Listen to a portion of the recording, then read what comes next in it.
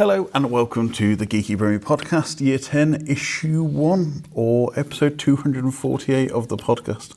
And I've almost hit 250. That's slightly disturbing. We've actually done more shows than podcasts as well, because we used to combine 2 shows into one for the original radio show. But yes, so it's Year 10. We started February 19th, 2016 at Brum Radio. We were the first ever live show on Brum Radio, I think. The station kicked off that week. But yeah, so 10 years. I've got fat and older. Keith has just got older. On the way, we've collected Leigh and Sam. But yes, so issue Year 10. Today, we're going to have a special guest with David Massey, who was our first ever producer and well-known Birmingham face of BrumHour. We'll be talking about some of the films and video games that came out in 2016. We'll be discussing the launch of HBO Max in the UK. And we'll be picking out One Geek Thing. But before all of that, let me introduce my co-hosts. I'm Mr. Ryan Parrish. Next to me is Mr. Keith Bloomfield.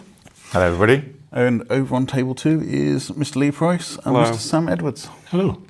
Let's get on with the show.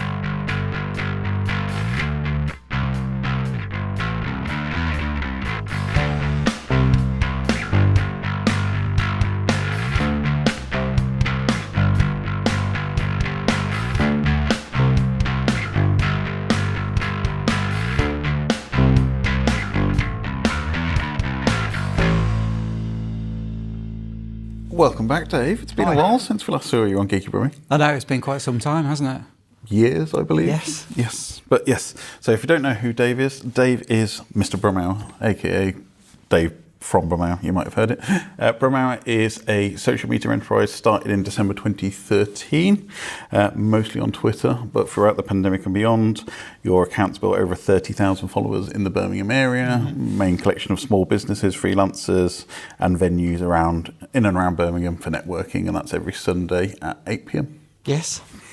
Yes, and you've also got BrumHour, the website, which is your website to support, demonstrate events, businesses, charities, volunteer work, etc.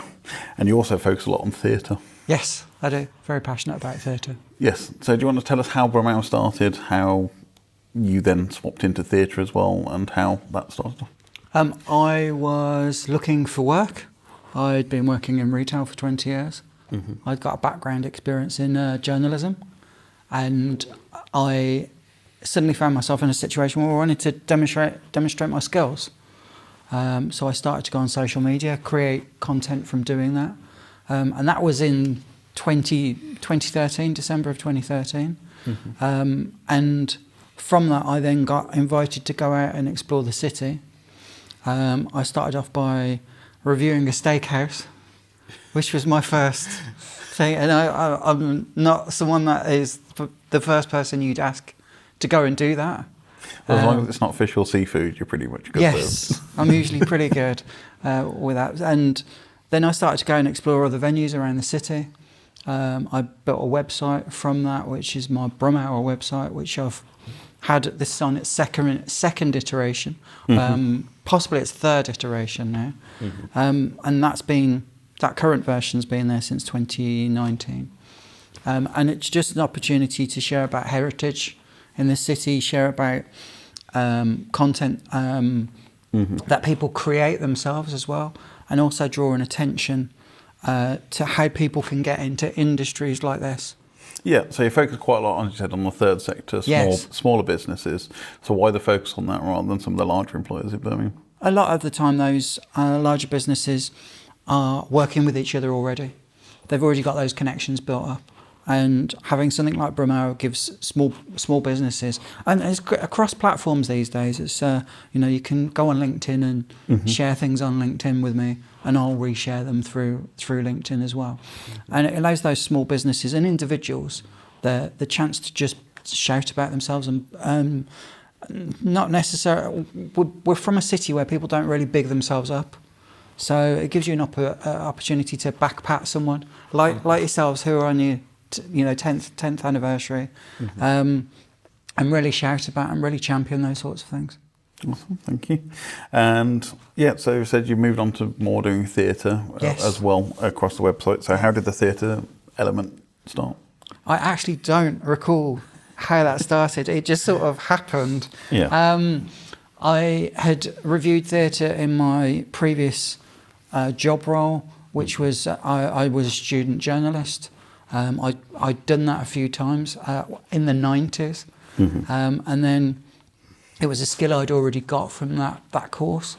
And I found myself chatting to people from theatres, and particularly because I didn't have any experience in ballet or Shakespeare or opera.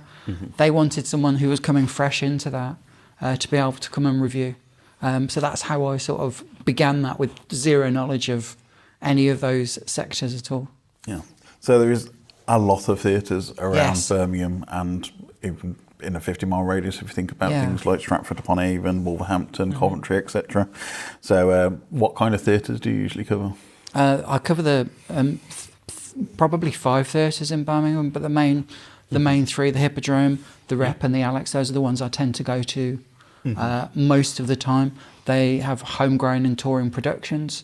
There's usually, at the Hippodrome and the Alex, 25 productions each year to go and see. And then at the Rep, they tend to have things there for a little bit longer, so there's usually about 10, 12 productions to go and see per year. And then I'm down in Stratford seeing Shakespeare, which is the weirdest thing for me, to go and see Shakespeare down in Stratford. And it always feels really lovely just to go down there, because you take a whole day out and get to go down to Stratford, down by the river there. And as I said, you covered the Wolverhampton Grand. Yes. There's quite a lot of independent theatres as well in Birmingham, which people don't realise. So there's the old Joint Stock. There's the old Rep, which does a lot of short tours or, again, homegrown talent. And in my case, live D&D as a recording. That is what I'm seeing at the old Rep tomorrow. And that's attached to the Crescent now. Which is a great theatre to go and see productions in as well. That's a lot of homegrown productions in there as well. And then you've got Blue Orange Theatre, yes, Crescent Theatre as well, you mentioned. So there's got a lot of smaller theatres, and you've actually done quite a lot of ballet stuff as well. We're based which in just Millennium seems so Point. likely that I'd be doing the ballet. So we're based in Millennium Point for the podcast, which you probably have seen in the past, we mentioned, but we're just right behind Birmingham Conservatoire here as well. So I know the ballet do a lot of productions there. Yes, there's there's a theatre space in the Conservatoire to. And then I'm sure it's 2 buildings up from here. To go and see productions, and those are student productions, bringing out quite niche content that you wouldn't expect to see, particularly at a college, university. And they always have their own unique spin on them as well. I believe Julian Lloyd Webber is at Birmingham Conservatoire as well. So if you know Andrew Lloyd Webber is probably slightly more famous father, but and you'll see him around town. Which is quite weird, just to have that very strong theatre connection, to that kind of theatre royalty. Awesome, thank you. And I know a big thing is always the pantos. So you always have a massive panto season for Christmas. I mean, the Hippodrome probably the most known panto in the area, but again, there's some fascinating smaller pantos around the region. And at the moment, even in February, there's adult versions of pantos coming out. Which I'm sure have got quite... don't take your kids to them. They've got some quite grown-up content to come and see. There's particular ones going to the Rep this week, and I'm sure one of the other theatres has another... I think the old Rep's showing Star Wars Burlesque That's theatre just finished, production. That's just finished, but that was in London, I think, off the West End for a while. So you've taken your love of theatre, and you used to do BrumHour on Brum Radio, and you occasionally do episodes of that, but you now mainly concentrate on interval theatre every Tuesday at 3 p.m. on Brum Radio, and also available on Mixcloud and podcasts. You've got all the details there. Thank you for having to do that. That's all the things I normally shout out about. I championed to get a theatre show on Brum Radio for over a year before, and that's how long it takes to get productions through. When people get through a production, a radio show started within 3 months or whatever, I'm always impressed, because to me that's a fast turnover. But I championed having that show for over a year, And then it began in 2019, which was the week of World Theatre Day, which takes place in March each year. Yep. And I did that. We did it through the pandemic as well. And it's a weekly show. There's enough individuals who want to be interviewed from theatre that are in Birmingham pretty much every week. Yeah. So yeah. So explain the concept of, if you wanted to listen to an episode of Interval Theatre, what's the kind of usual I play the type of cheesy tracks that you won't find anywhere else. Bit of Andrew Lloyd Webber. Yeah, if you're listening, the only place that you'll probably find similar tracks to what I'm playing is on Elaine Page's show on Radio 2. That's where the main area of that is. And there is some Lloyd Webber in there as well. But the tone of it can veer anything from kids musicals to adult shows as well. Yeah, so it's usually a combination of music, interview with a guest, and that's usually when the production's coming up on tour or just about to launch in Birmingham. Unless it's doing 10 weeks, which some shows do.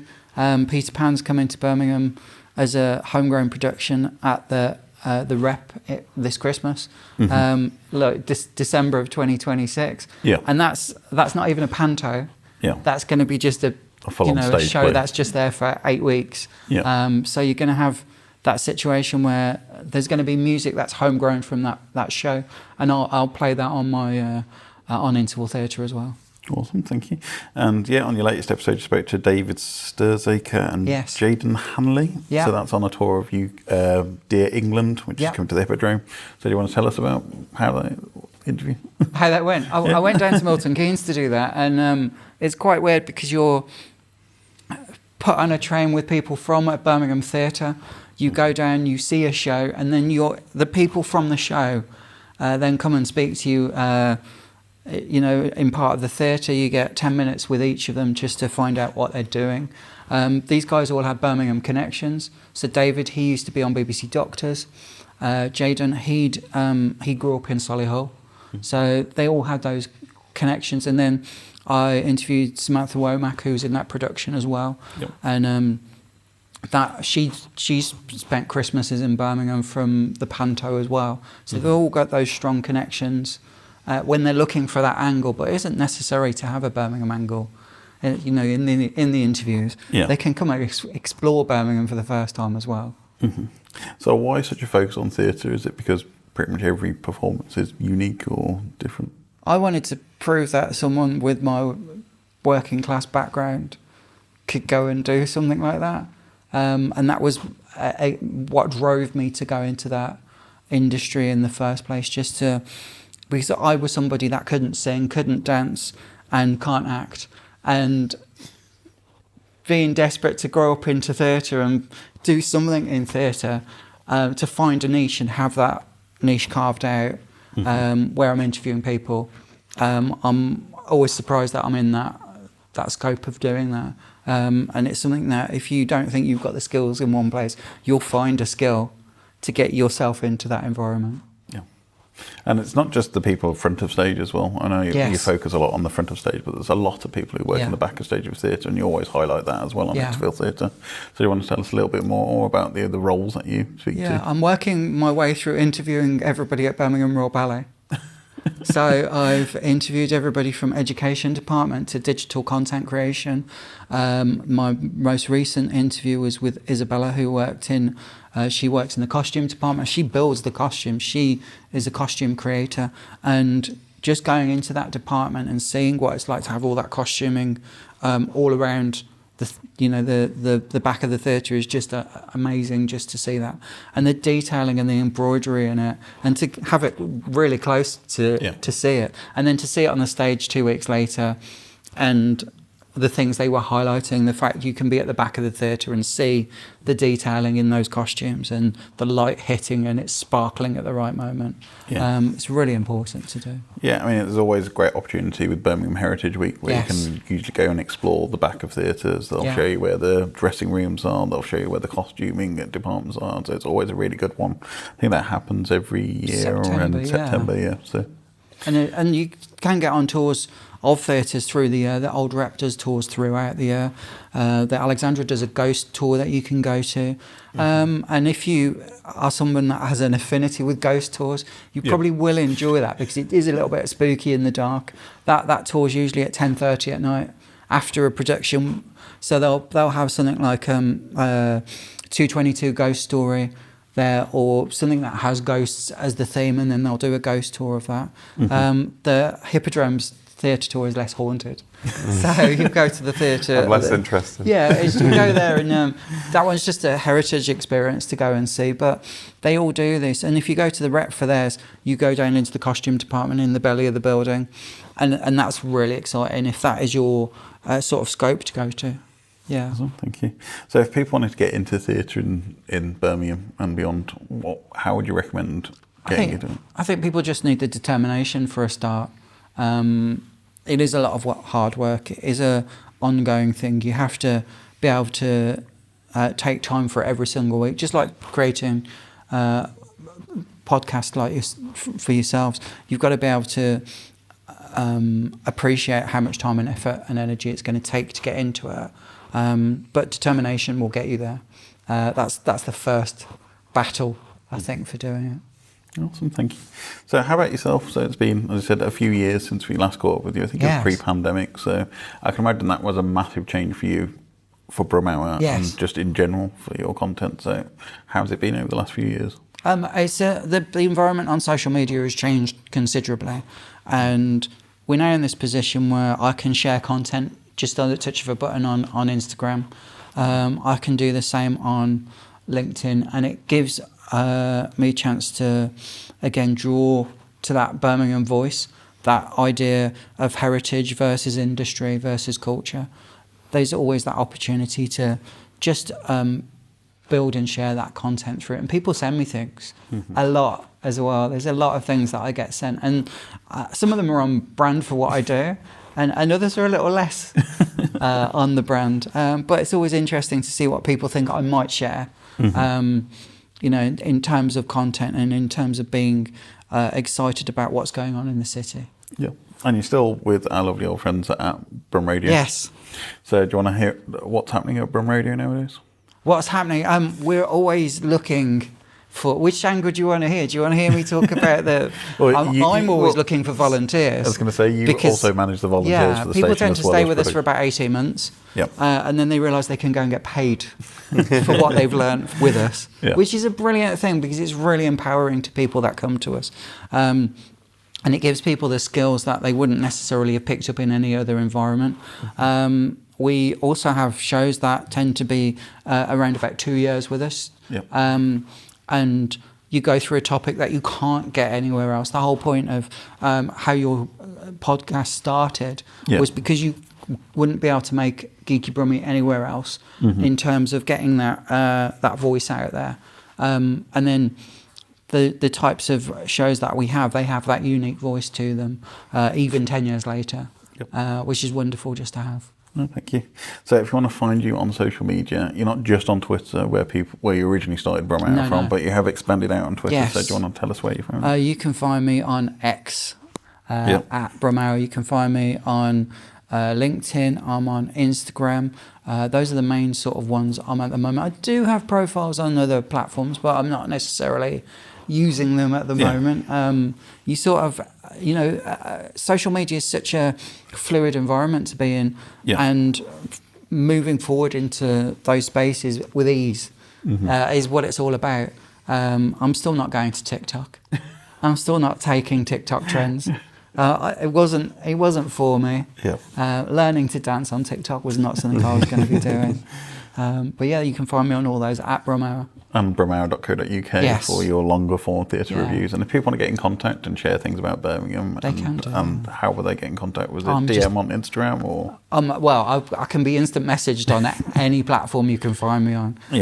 That's usually the best way to do it. Just tell me that you've got something you want me to share, and I'll pull that face that just says I'm not going to share that, or I'm happy to share it if it's on brand for being excited and championing Birmingham. Brilliant. Thank you very much, Dave. Thank you. Speak to you soon. Brilliant. Thank you.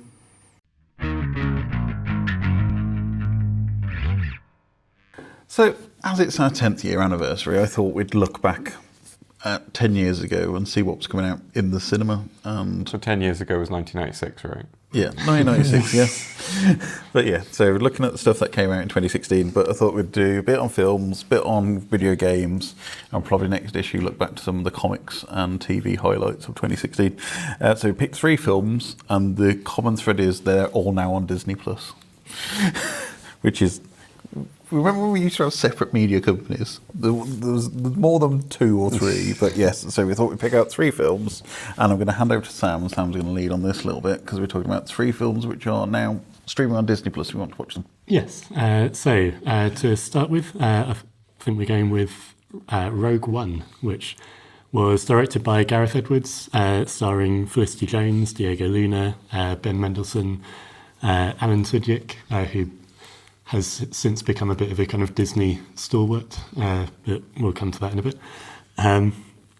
Forrest Whitaker, Mads Mikkelsen, and a host of other people. So it's a Star Wars film based on the opening crawl from the first Star Wars movie, and the fact that the rebels had won their first victory and stolen the plans for the Death Star. So really brief couple of lines in the first Star Wars film has spawned Rogue One, which was intended to be the first of several standalone Star Wars films. The next one being Solo, a Star Wars story, which then didn't do as well as they'd hoped, and that kind of put the kibosh on that whole plan a little bit. It's also, I believe, the first live-action Star Wars film to feature characters that were introduced in the animated TV shows. So you've got Forrest Whitaker playing Saw Gerrera. Mm-hmm. And it did forge a bit of a legacy of its own in that it had its own spin-off in the form of Andor, which is probably the best Star Wars thing since the first Star Wars trilogy. And it had a couple of Oscar nominations as well, both in the technical categories. Mm-hmm. So yeah. What I mean, it was Gareth Edwards' kind of big breakout movie. So he'd done Monsters before, and something else. We've done Godzilla. Just done Godzilla, yeah. So the big Godzilla that came out previously. But this was like his big movie, big tentpole movie. They said it was the first anthology movie. And yeah, I mean, it was very weird in the fact that everybody dies at the end. Spoiler, sorry, by the way. If you've not seen it, you've had 10 years. That's what I'm going to say. But the whole premise of the movie is nobody else gets out, really, apart from the plans. But yeah, I mean, it's absolutely brilliant. I think it's probably the best thing since Disney taken over Star Wars, apart from Andor, film-wise. Yeah, I would say so. Yeah, I do love that whole... I know everyone does die, but there's a sort of... There's a few films that are based around rebellions where they really kind of need to capture the desperation of what they're trying to do as this kind of smaller, weaker force against a huge power. And I thought that works really well, where they almost kind of do their one bit, and then that's their kind of heroic sacrifice to ultimately achieve one goal. One of the Hunger Games films, I thought, did that quite well as well. There's a bit where they're going to blow up a dam, and you really kind of feel the desperation of it. So yeah, I did think as a kind of plot device, it introduced these characters, it made you care about them, and then it gave them their moment to kind of shine in the spotlight and before they sacrifice themselves. Yeah, I mean, it still has very many parallels to current political situations around the world about resistance and hope and overcoming what could be overwhelming odds and things like that. And I think, it was beautifully captured. I mean, special shout out to Tony Gilroy, who was one of the writers on it, and then has pretty much taken on and done Andor. I think he was involved in quite a few of the reshoots towards the end. I think Gareth says it's pretty much a collaborative project now. He did do the most of the direction, but I think there was quite a significant amount of reshoots towards the end of it, which Gareth might not have been as involved in. It was one of those ones where the trailers featured a lot of sequences that didn't end up in the final cut. But I think they reworked it for the better. Yeah. Really, in the way that film. Also, it features possibly the best space battle in Star Wars. Oh yeah. Yes. The battle over the attack over Scarif is fantastic. The fact that they made what was CGI models look like physical models. You know, when you see the Star Destroyers coming out of the shadow of the Death Star and stuff, and it's like, it just looks so fantastic. And the way they rework in bits from the original trilogy. So you have characters you later then see in the Battle of Yavin as part of the attack squadrons going on at Scarif. It's just wonderful. It's the best. Well, it explains the disappearance of Blue Squadron at Yavin, doesn't it? Because and Michael Giacchino does a fantastic job. Kind of as the kind of first non-John Williams-y score for a Star Wars movie, and it's just magnificent. Really, kind of gets it. It says something, I think, as well, that what you've just described as the best space battle in Star Wars is kind of the B plot of the film. It also has, I think, towards the end, the best Darth Vader fight scene. Yes. Like him in the corridor really kind of showing what he can do as an evil force wielder. Which is interesting because the guy who plays Darth Vader in that sequence, Dave of Geeky Brummie, George's partner, knows the actor that played Darth Vader, whose name I can't remember at the moment, so I apologise. Sorry. I thought for a second you were going to say Dave plays Darth Vader. How did I not know that? So tenuously, we have a link with Darth Vader. Darth Vader has been played by English people before was the body.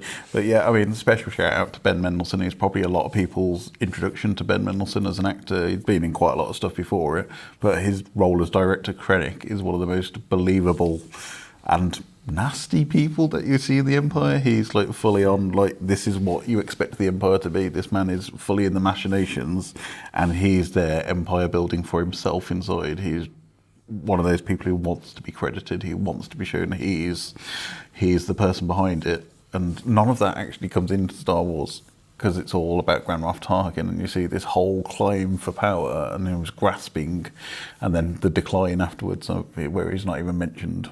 Which he wouldn't be, but in the universe it works really well. Yeah. And I think he's just a brilliant characterization of what the Empire is at that point. Of it's just people grasping and trying to cut their own small area out of it, and their own stake in this giant thing.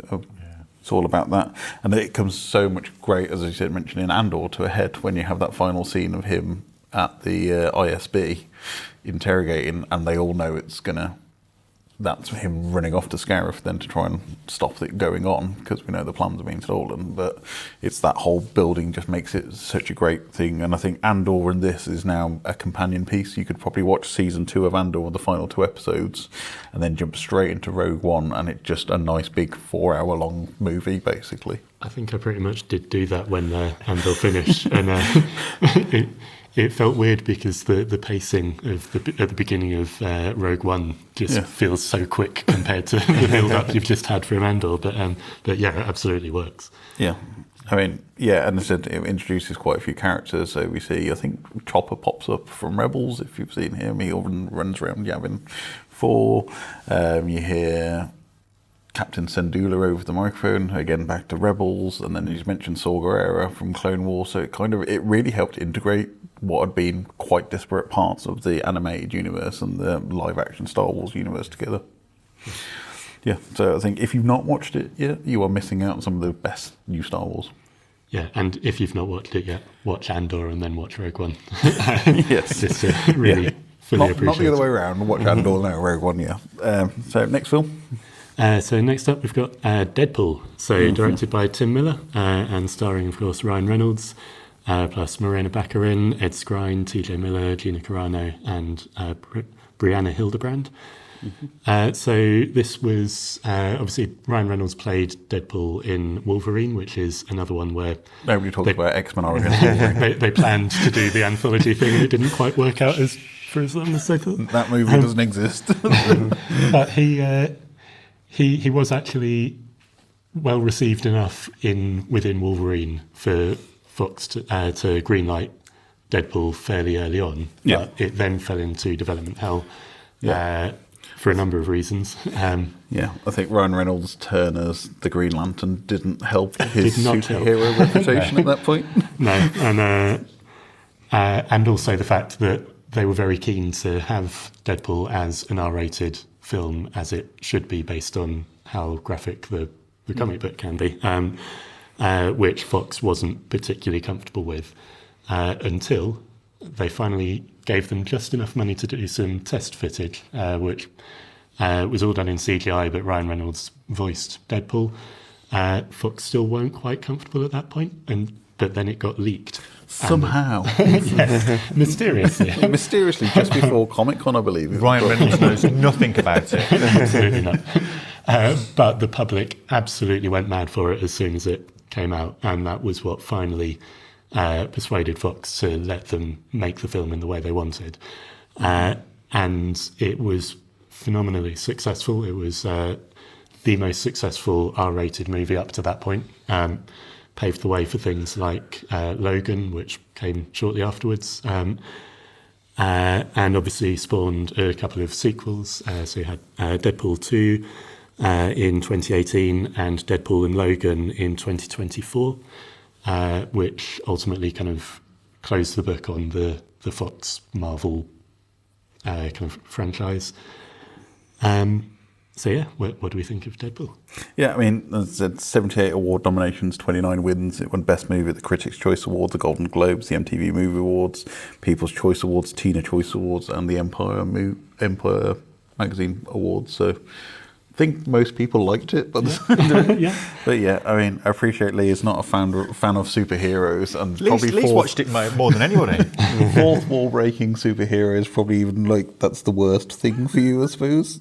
Well, it's also just like I cannot stand the humor of Deadpool, like because like the VR game came out like a few months back, and like just watching the trailer for that, I was like, why do people like this? Well, it comes back from the character itself. It started off 1991, Rob Liefeld, Fabian Nicasio, if I get his name right. Yeah, that's close enough. Yeah, so he started off in Marvel Comics in 1991 as a spin-off of X-Men. I think he started off as an X-Men. He appeared as a henchman to a character called Gideon in New Mutants 98. So he wasn't really a fully rounded character at that point. And Gideon, who was supposed to be the big kind of like Big bad villain, disappeared, and then Deadpool developed over years and kind of just... got given various bits of abilities. Problem is when you say Gideon in the context of comics, I'm just thinking of Scott Pilgrim. Kind of essentially the same character, really. Well, he gathers seven evil X's. Yeah. But yeah, so the concept was Merc with a mouth. He had none of the fourth wall breaking stuff to No, start he was off with. he was just a geezer with swords and stuff, and who just took out people. He was a kind of an assassin. Almost a pastiche of Deathstroke who was a Teen Titans villain. No, I don't think Rob Liefeld and Fabian had any kind of ties to Deathstroke. No inspiration at all. Total coincidence. The characters looked almost exactly the same and used the same weapon set and had the same thing. Total coincidence. As a sort of side note, like while we're sort of on this of similar characters, it has reminded me of the fact that Marvel vs. Capcom 3 in the intro they put him up against Dante from Devil May Cry, and I'm like, that is kind of the perfect pairing. The quippy boys together. Yeah. And both with the swords and guns. Yep. But I think watching it back now, I mean, it was made on a smallish budget. It would say a medium-sized budget, about $58 million. At the time, yeah. And then it made about $800 million, I think, back. So it did really well, considering. And I think, Fox would never have taken that risk unless that trailer got released. But I think it was Ryan Reynolds was so impassioned about playing that character. I think early on in his comic run, Deadpool gets compared to Ryan Reynolds. Yes. And that seemed to have spiked it off. It also has quite cool post-credits sequences as well, which is quite funny. Yeah. Particularly mentioning the fact that he goes back and deals with the version of himself in Wolverine Origins. Nods to Green Lantern being a flop as well, I believe. But I think it was a big demonstration of, superhero movies don't need a cast of thousands. It's a very small cast if you think about it. So you think, we got, as you mentioned, Ryan Reynolds as Deadpool. The only real crossover you get is Cyclops. Not Cyclops, Colossus and... what's his face? Negasonic Teenage Warhead. Because it's nice to see Colossus get a proper character because he's very underserved in the main X-Men films, I think, and I do quite like him. Yeah, and I think it's quite hilarious how they take the mick out of that, and it's like we can only afford 2 X-Men to appear in this film. Yes, it's like it's incredibly self-referential, and unfortunately, this Deadpool 2 isn't a patch on the first one. I don't think. I don't know. There's elements of it that I think are fantastic. It does a great reference to the main X-Men films. Yes, just close the doors. I think Deadpool 1 and Deadpool 3 are much better than Deadpool 2, personally. Oh, well, I'm not quite sure I'm 100% on that. Yeah, no, I'm not sure I agree. I really loved it. The introduction of Cable is fantastic. Just rolling, double timing on his Marvel characters. I mean, Deadpool 2 does have the world's best cameo of Brad Pitt as well, as somebody who's completely invisible for most of the film, and then just, I love Domino in Deadpool 2 as well. So that superpower's not very cinematic. Just has the most the whole awesome X-Force sequence. thing is pretty cool in Deadpool 2. I would kind of really like it. Yeah, I was going to say. I mean, I just have a soft spot for the first one. I think it was made with more heart, if I put it there. It's crasser. That's all it is. Cool. So coming on to our third film, and we move on to something more of the animated genre. Yes, so more sort of classic, what people think of as Disney. We had Zootropolis, or Zootopia to give it its proper American name. But it's weird that we changed it. It's because there's a zoo in Europe that is called Zootopia.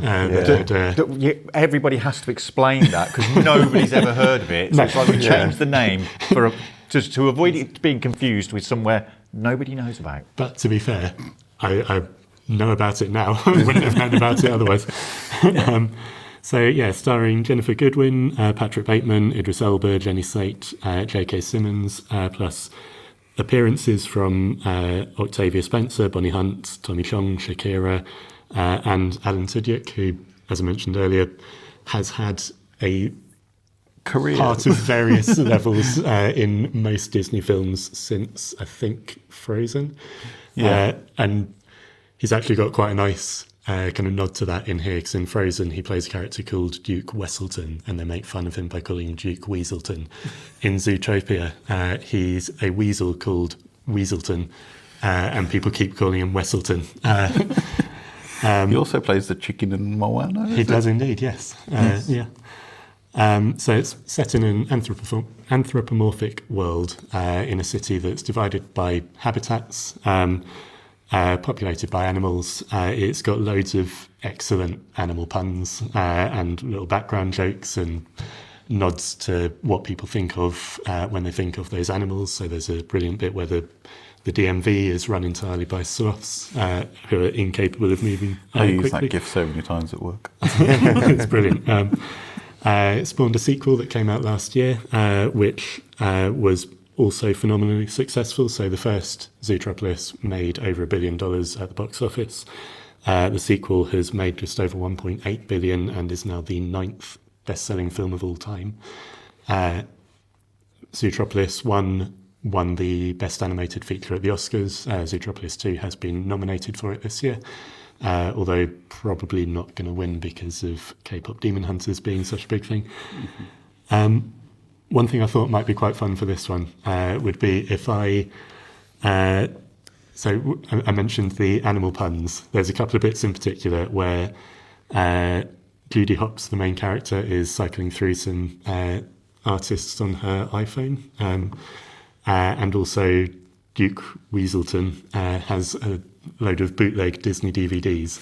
So if I give you some of the real world names, can you guess what the animal pun on them might be? So, challenge. The Beatles. The Beatles? No. I will say Zootropolis is almost entirely mammals. The Beavertals. Not quite. It's the Beagles. Oh. Destiny's Child. I quite like this one. You go on this one. I've got no idea. Go on, have a guess. Go on. We should be good at this. It's like, what, we're terrible?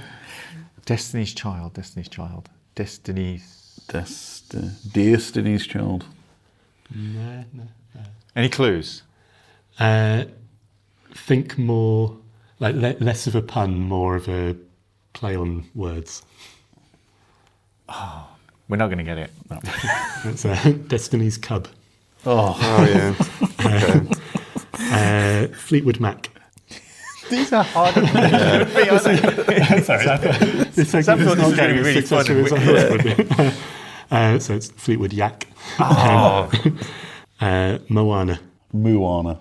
You're very close. Different animal. Meowana. Yes. Big Hero 6. Big Herd 6, maybe? No. Big Hero Sloth. No. Badger Hero 6? No. Badger, did you say? B, starts with Pig Hero 6. Pig I'd watch that movie. I'll just run through a few others rather than making you guess them. So there's also U2, with U being EWE. Yeah. See, we would have got that one. Katy Perry. Yeah. Guns and Rodents, Fur Fighters, Hyena Gomez, Kane He's given us all the ones we would have got. And Mick Jaguar, and then Wrangled, Wreck-It Rhino, Meowana, Floatzone 2, not so sure about that one. No, that was reaching that one. Yeah. That was the 5 p.m. on a Friday. Interestingly, Giraffic, which is Gigantic, which was a Disney film that was kind of being planned at the time, but ultimately got canned. So you could have gone with Jurassic Park, that would have been more sensible. Yeah. Yeah, that would have worked. Yes.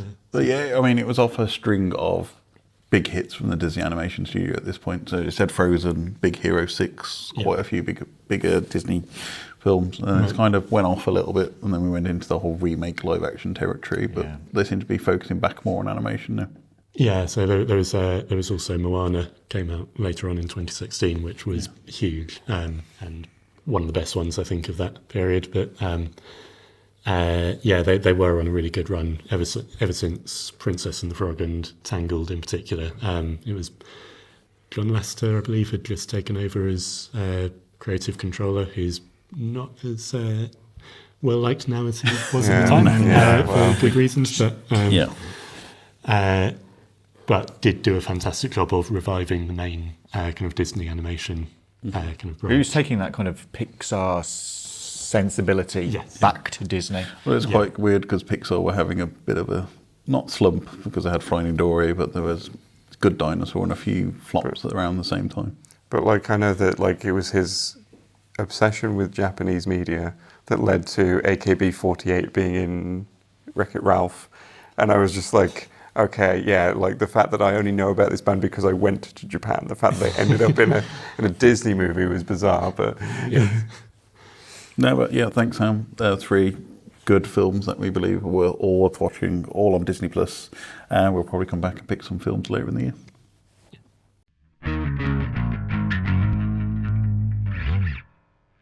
So, we're getting another streaming service in the UK because that's what everybody wants. Yeah. Another streaming service to give us even more content that nobody's ever going to be able to get through in a month.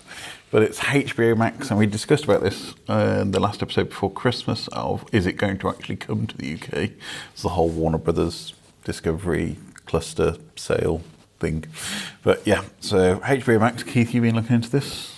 Yeah, it's been touted for quite some time that HBO is going to launch in the UK. So it was going to launch originally as a separate individual thing, but as you were saying, because of the Netflix deal, that had been up in the air. But they've recently announced that it's going to... they had to keep changing the name of it. Well, I think since they announced that it was coming to the UK, it's gone through about 3 different name iterations. I think it's launched in a couple of other European countries in the meantime. England was one of the kind of late rollout kind of things. So now we're at a point where it's actually being officially launched on the 26th of March. And in a shock, not to most people though, it's being rolled out as part of Sky's package as well as a standalone app. So if you happen to be a Sky customer, you're going to be rolled into having HBO Max as another kind of addition. Same with Now TV, which I'm very pleased about because I'm on Now TV. Well, it's been HBO content that's been pretty much the home of it. Well, Sky Atlantic is basically in the UK the home of all of the HBO content. But what they've been doing is holding back a lot of content to promote the launch of the new service in the UK. So particularly, most egregious to myself, is The Pit has been held back. The Americans have just started on the 2nd season. We still haven't seen the 1st. And that's going to be the big kind of title that they're going to push HBO Max out with. They've also taken Friends off other services, I think Netflix being one, and they're going to be using that to kind of just get everybody onto it. It's fine, it'll be back on Netflix eventually. Yeah. Also, as well, they're going to be exclusively showing the Harry Potter series is going to be going through the HBO part instead. So what they're kind of saying, watch. Just so we're clear. So what they're saying is that current content that's on Sky will continue to be part of Sky. So things like Game of Thrones and Night of Seven Kingdoms and other kind of stuff like that. But anything new will be going through the HBO Max part of the subscription, which is really confusing because if you're on Sky anyway, you're still getting it. So it just, instead of watching it on Sky Atlantic, you're going to be watching it through the HBO segment of their thing. They've got various price tiers. They start at the kind of £5 a month, which is the with ads option.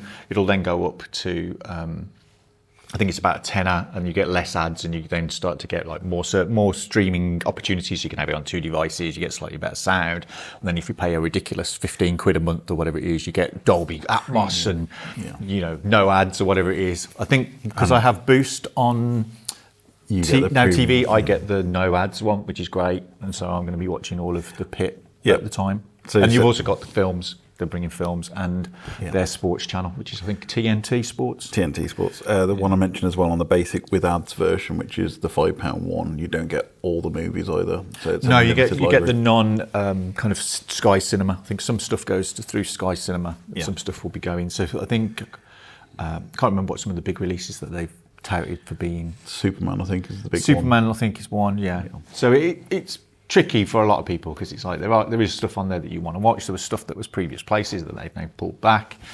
But again, it's just more money for kind of big. I was hoping it was just going to get rolled into part of Netflix, and you would get it as that because Netflix is quite the most expensive for me. It's the most expensive subscription package I have at the moment, and I feel like the least value. So I'm wondering now whether I just jettison Netflix entirely and rely on kind of Now TV and HBO because that's going to be where a lot until of stuff HBO is bought by Netflix. That's crazy. But I mean, do you think do you currently subscribe to Sky or Now? Are you likely to pick it up for any of the shows that they're putting on? I'm bad at TV shows, so no. I'm on Now as well, so I need to look into what I'm going to get through that. I think if you're on the kind of just the regular Now package, you'll get HBO Max straight away. You'll just get the ad assisted version. So I can give you the exact blurb from the website if you like. I mean, one thing I was going to say is TNT Sports, which is their sports package. That's £31 a month. I don't care about sports. But that's football, there's a strange thing going on these tables. Football, rugby, and tennis, I think, is the 3 main ones that are leading on that one. But TNT Sports is very expensive. But yes, so if you're an existing Now Entertainment member, you will get HBO Max Basic with ads, which is a nice short description for the first level of service, and no extra costs with your new Now Entertainment and HBO Max membership from the 26th of March. Short names again. I think we should always. I love when they tack stuff on. They're just like, all right, we're going to keep adding stuff to the name now. I do think we should always refer to it as HBO Max Basic with ads. But now, if you're an existing entertainment Switch member, Online and expansion pack. If you're an existing entertainment member, will automatically update your membership to Now Entertainment and HBO Max towards the end of March. Your payments will stay the same, and basically all it'll do is just you've got different apps. But as Keith, if you've got Boost, you get a different tier. Yeah, you just don't get the ads. But that's good to know. There's a few things on there, like John Oliver starts again this weekend, I believe, at time of recording. I've noticed that they've taken off the more recent seasons off Now TV as well. So it only goes up to season 8, and then a lot of the other ones are missing. So I'm like, where's my John Oliver fix? Thank you very much. So I'm assuming season 2 of A Night of Seven Kingdoms, if they're doing a second season, will probably drop on their House of Dragon if they're doing any more of that. They'll slowly start shifting. Yeah, I think the confusion is the stuff that's still at Sky. And Sky Atlantic, and the stuff that will be HBO Max. So I think I think the deal is if it's been on Sky, it stays on. Stays with Sky as well. And if it's all new content, it's HBO Max. Which is why the Pit is going to be HBO Max. Yeah, it's going to think like stuff like Succession, Sopranos, etc. That will still be kind of available through Sky. They'll still be on Sky anyway. But there's going to be this weird new tier structure. So does everybody want another streaming service? I want the Pit. That's what I want. I want my Noah Wyle medical drama. But I think it will be a case of what happens when Netflix buys it, because that's going to be really interesting to see how that Sky relationship works going forward. I think it's one of those ones that's confusing for the UK, because elsewhere in the world, it will be a Netflix thing, because they haven't got the Sky problem. And I think the UK's problem is that Sky has got a lot of licensing deals with a lot of these kind of like Warner Brothers HBO shows. And I think a lot of that licensing has quite some considerable time to run. I do feel that like the phrase "sky is a problem for the UK" is pretty persistent. Well, it has been so far this year. It's been mostly grey this year. I do mean the company, but yes, it also. I mean, to be fair, both have been an issue so far. But yeah, I just wondered if there's going to be enough in there for new subscribers. I think it's great for those of us that are already Sky or already are now TV subscribers, but I don't think there's enough. I think it'll just inherit the Sky chunk of people. I think if you were wanting to watch Game of Thrones and things like that, you'd have already paid for it. Yeah. I think what it's going to do is just going to increase the number of people that subscribe to something for a month, binge what they want, cancel, and then go to another. Yeah. I don't think you're going to get a long-term subscription where people are going on paying this every month. I mean, the pricing as well. I mean, £15 to £5, there is 4 tiers within that pricing. So they are aiming to that kind of lower end cost. Yeah. But again, as we've seen with things like Disney, which started off at, I think it was 80 quid a year, and now it's nearly... It's about 120. But I think the content you get on Disney is worth it. Yeah. But I'm wondering that the higher tiers, who's got a 4K Ultra HD Dolby Atmos setup that you're going to get that benefit. Well, who's going to stream HBO Max on 4 devices at the same time with that people premium? who watch tennis, rugby, and whatever the other sport you've got. This is just the premium. This doesn't include the sport. So if you go for the premium package, you get all the films, all the HBO Max shows, 4K Dolby Atmos, and 100 downloads per month. It is frustrating the amount of streaming services that are introducing an option with adverts as well. Because originally the whole point of the streaming services was you're paying a subscription because that's how that funds them, and they don't need the ads. And I still hate it every time I'm watching something on Amazon Prime, and it's this big exciting moment, and then suddenly I'm watching a Flash floor cleaning advert, and it just completely takes you out of it. Is it going to encourage people to go back to sailing the 7 seas, which Netflix stopped in the first place? Almost certainly. Definitely. I think, though, if you aren't a Sky subscriber or a Now TV subscriber, are you likely to go to HBO Max? Is there shows that you particularly want to see that you're going to prepare to pay this $4.99? And are you going to do the thing of jumping from supplier to supplier just to binge a series and then get your money's worth? Yeah. But I'd be interested to hear if anybody's got any thoughts on the current state of TV in the UK. Mm-hmm. Yeah, drop a comment below or just get in touch. Yep.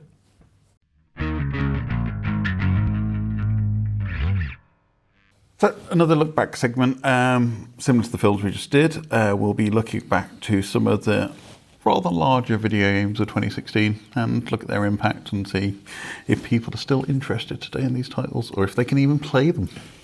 Leigh, over to yourself.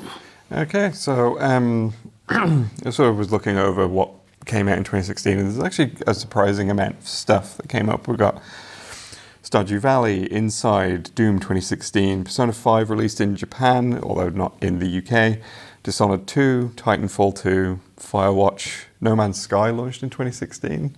Universal hatred. Yeah.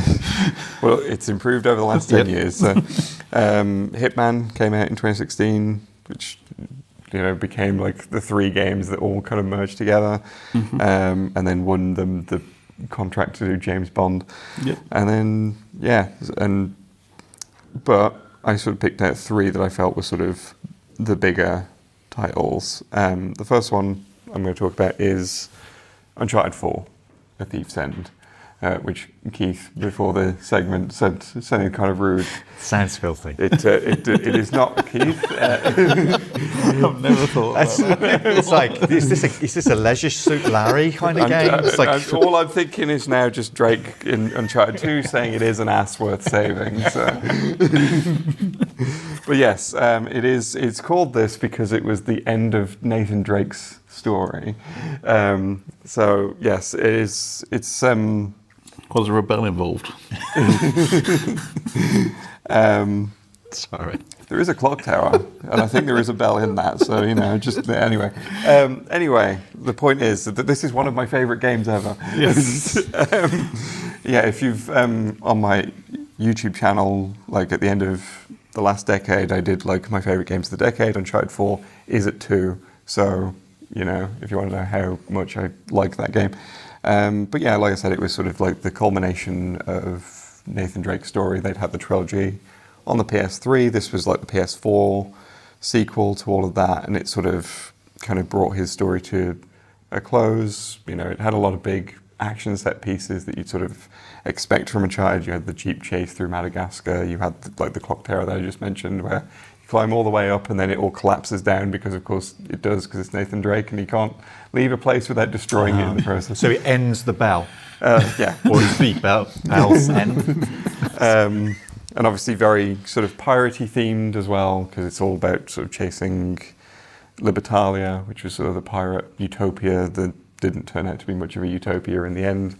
But also, I think one of the big things for me that I really liked about it is the fact that it told like a very human story within this sort of, you know, pulp adventure sort of genre. You know, and a lot of the focus was on kind of the relationship between Nathan Drake and Elena Fisher, who'd been, you know, sort of the couple on and off throughout the whole series. And, you know, it sort of was coming down to like, Drake is an idiot and he's just like going off and, oh, I'm going to go on this adventure, but I'm not going to tell my wife that I'm going on an adventure, but she's a journalist, so she figures it out.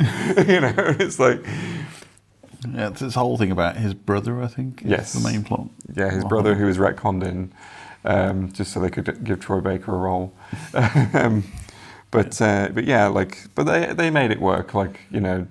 I mean, a lot of these sorts of things, they kind of throw whatever in anyway. Indiana Jones works the same way, Tomb Raider works the same way. So, you know, as long as there's sort of high adventure and things exploding, I think everyone's having a good time.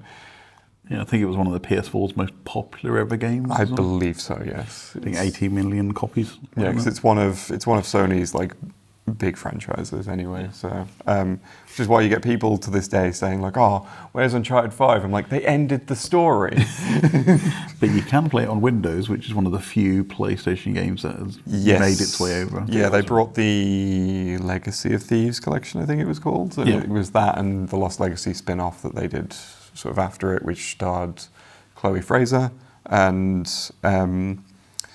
yeah, I do find it weird that they brought that to PC and not the first 3 games, because I feel like not having the original trilogy, I feel like you're missing a lot of the sort of story dynamics of what's going on in 4, because again, it centres so much on that relationship, but you kind of need to understand where it has been in the 3 games before that. So.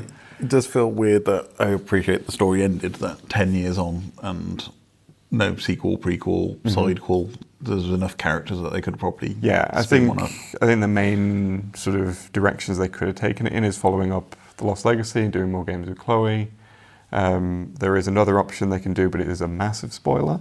I mean, they could do a karting game. They could do Uncharted. We're long overdue Uncharted, because... I mean, that's Naughty Dog's pretty much modus operandi, is 3 games and then a karting game. Yeah, it was so disappointing, because you get like 3 Crash Bandicoot games, Crash Team Racing, you get 3 Jak and Daxter games, Jak X, 3 Uncharted games, The Last of Us. And it's like, that's not a karting game. I mean, we could be due Last of Us karting, which would be an interesting one as well. Yeah, no, they haven't done 3 of those yet. It feels like they have, because they've released them about 400 times. But what would happen if you drive into a mushroom in The Last of Us? So well, surely Nathan would just gun down any competition that's around him as well. Yeah. I think it's a bit shame, because I've not played this one, because the transition from PS3 to PS4 is where I moved to Xbox, and so I've not kind of finished this off. But yeah, it does seem weird that one of the greatest modern gaming quadrilogies isn't available to play unless you own a PS3 or PS4, or possibly PS5. I think it's on. Yes, you can get them all on PS5, because like all PS4 games are playable on PS5. So, but the Nathan Drake collection was. I think that was a PS4 release. Yeah. But yeah, it's... it just seems a bit weird that Sony are very still mine after all this time. It's been 10 years since the game came out. You think they'd be a bit more freer sharing it out. But, you know, they're selling PlayStation Plus subscriptions, so, you know. Yeah. Next game along the list? So the next one is Overwatch, which I thought of because it's been in the news recently. And it sort of reminded me that, like, oh yeah, back in the day, that was... huge when it came out. It was like Blizzard's like big hero shooter at a time where the market wasn't really oversaturated with hero shooters. Yep. And also it was at a time where not a lot of games were doing that sort of cartoony art style as well. So I think it really stood out for a lot of people. And obviously, like it's I've not really played it much myself. I think I played there was a free weekend and I played it and I was like, I can't try out the characters without jumping online with like people who are super familiar with everything. So I'm just like, I don't really like that environment, so I think I'll give this a miss, thanks. Yeah. I mean, it was one of the first ones, as you mentioned, that kind of group. I mean, we'd had stuff like Counter-Strike and things like that for years, but this was the first kind of cartoony style one, I think, and it was huge. Yeah. I mean, I remember in 2022 when the whole Overwatch 2 is coming out, and you don't have a choice not to play Overwatch anymore. They replaced Overwatch with Overwatch 2, and now at the start of 2025, they've replaced Overwatch 2 with Overwatch.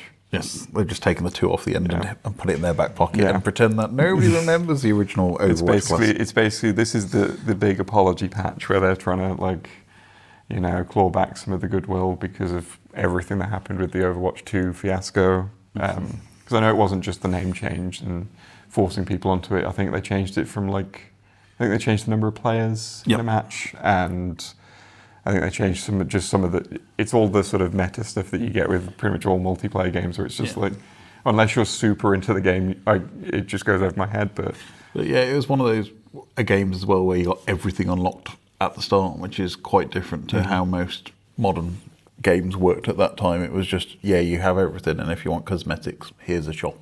Well, it was the loot box thing that Overwatch did. They were it was heavily involved in like the loot box controversy stuff. I think they did well though, because part of it was that the characters that they'd got, they'd got very distinct personalities, and the people gravitated to particular characters. And I think Tracer was a big one. Yeah, I think it is telling that like a lot of those characters, even though again I haven't played much of the game, they're all very recognisable characters. Yeah. Mm-hmm. And I like that. So, with the release of Concord the other year, there was a video that I watched that talked about why that failed with its character designs versus Overwatch, and it's sort of going into all the characters in Overwatch have distinct silhouettes. They've got distinct. You can look at the character and kind of go, oh, I know how that character plays just from how they look.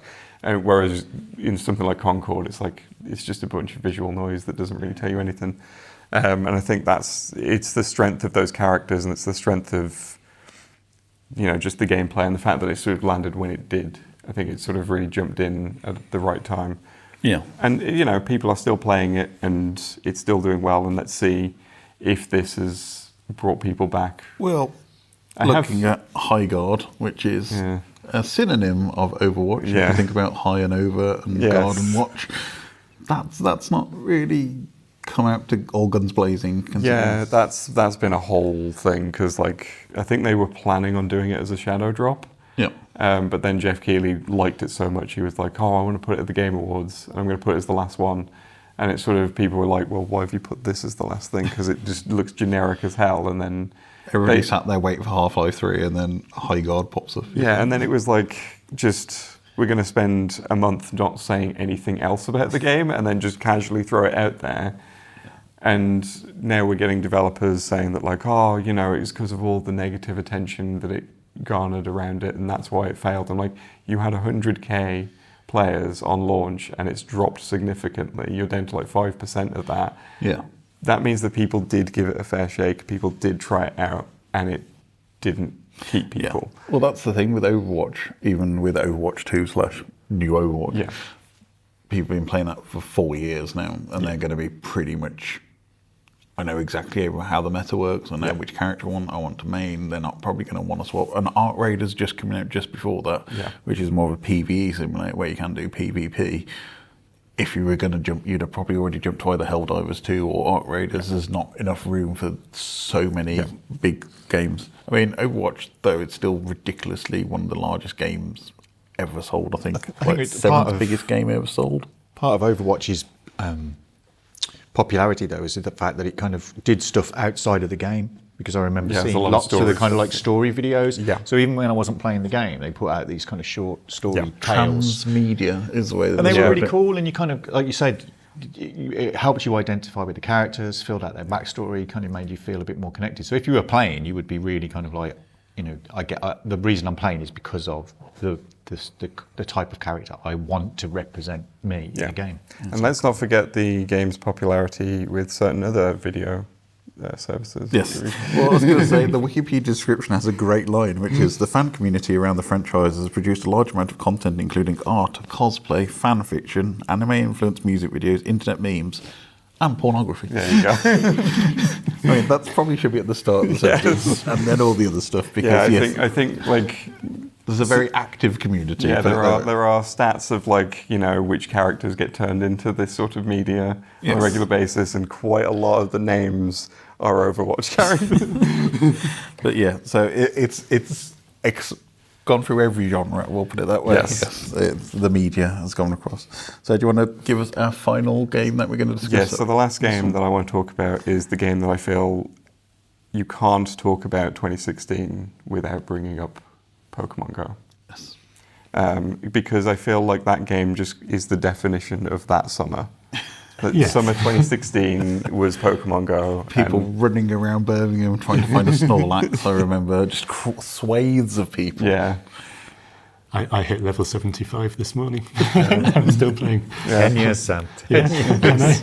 So again, a massive mobile game. But this one, free to play as well. Yep.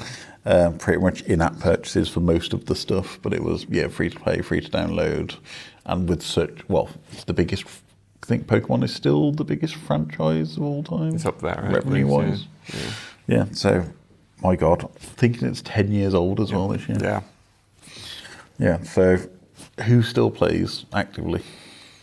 Sam, Keith, I know you. He does. I kind of. Jump in now and again when I'm kind of. I don't even know if I've bored. still got it installed. Yes. Let me check. I mean, other pretenders to that crown have come and gone in those 10 years. There's been a lot of other services that have modelled the kind of like AI, AR, kind of real world. There's been a lot of other franchises have tried to sort of do the same sort of thing. Like the main one that sort of comes to mind is Monster Hunter did something with it. I think Niantic did their own Harry Potter version as well, which they do as well. There's a Jurassic Park based one as well, I think.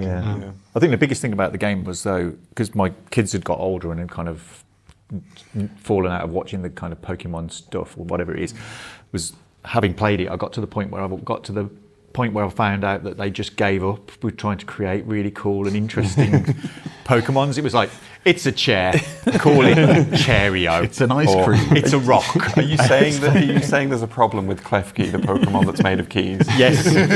My favourite one is the ice cream, where the evolving is turn the ice cream upside down. Yeah.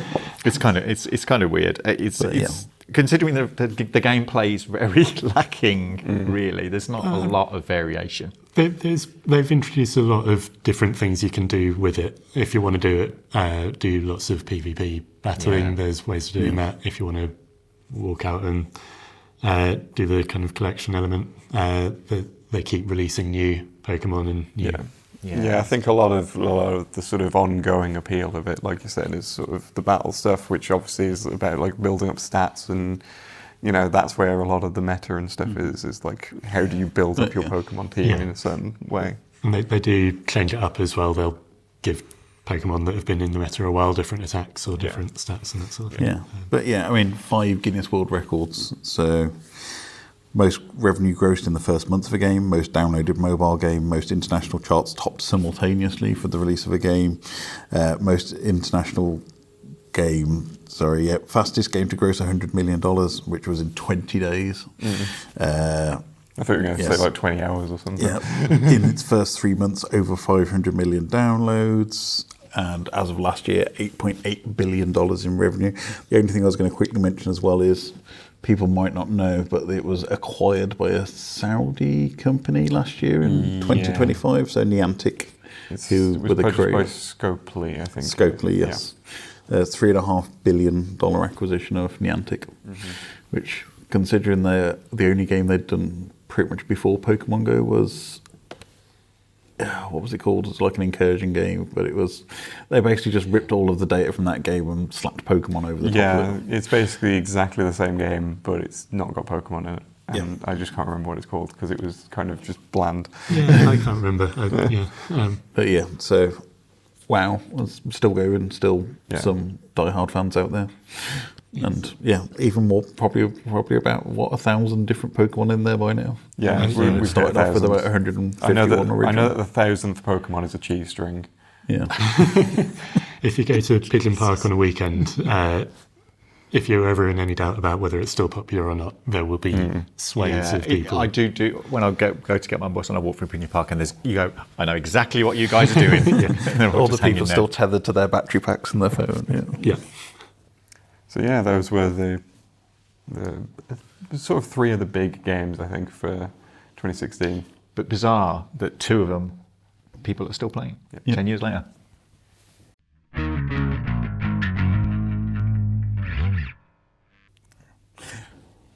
So unfortunately, we lost a couple of rather well-known actors the last few weeks. So starting off, as you probably heard, James Van Der Beek unfortunately passed away at the age of 48.